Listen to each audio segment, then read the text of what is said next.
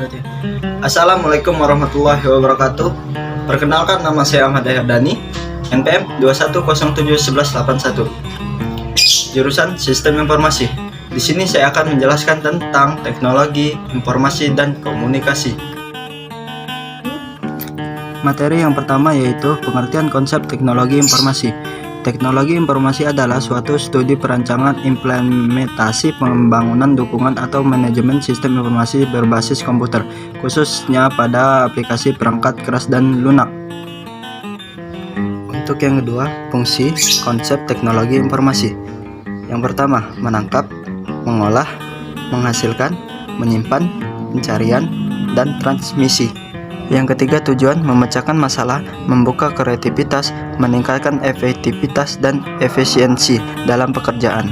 Selanjutnya, manfaat. Yang pertama, untuk pendidikan, untuk industri, untuk bisnis dan perbankan, untuk militer, untuk teknik, untuk kedokteran, untuk pemerintahan, untuk hiburan, dan bidang kriminal.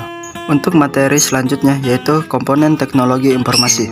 Yang pertama, hardware atau perangkat keras, yaitu bagian fisik pada komputer yang mampu disentuh secara fisik dan dapat dilihat secara kasat mata.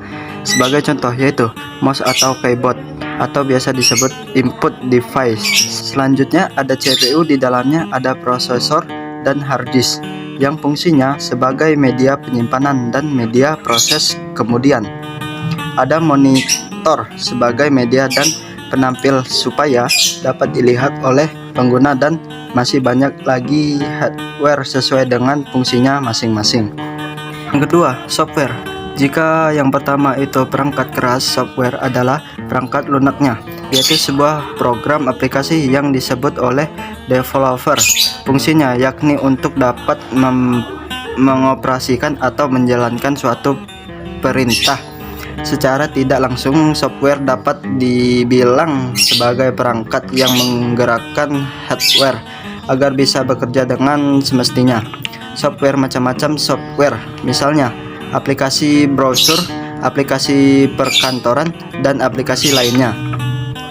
Kemudian komponen yang ketiga yaitu brandware, orang yang mengendalikan perangkat komputer. Kemudian yang terakhir yaitu data dan informasi. Data lebih cenderung ke penjelasan singkat atau sebuah gagasan yang belum menjalankan peristiwa atau kegiatan. Data ini juga tidak dapat membuat keputusan. Sedangkan informasi hasil dari data yang ditolak yang dapat digunakan untuk mengambil keputusan. Kemudian yaitu tentang LAN, MAN, dan WAN. LAN merupakan suatu jenis jaringan komputer dengan wilayah lokal dan perangkat yang disederhanakan. Contoh jaringan LAN yaitu seperti komputer yang biasa ditemukan di kantor, sekolah, tempat belanja, dan lain-lain. Keuntungan dari penggunaan LAN yaitu lebih mudah, lebih irit dalam penggunaan kabel dan transfer data antar komputer, dan jaringan LAN sangat mudah dibuat. Kekurangannya adalah cangkupan wilayah yang lebih sempit dan komunikasi luar jaringan lebih sulit, dan area transfer data tidak luas. Kemudian MAN itu lebih luas dan canggih dari jaringan LAN.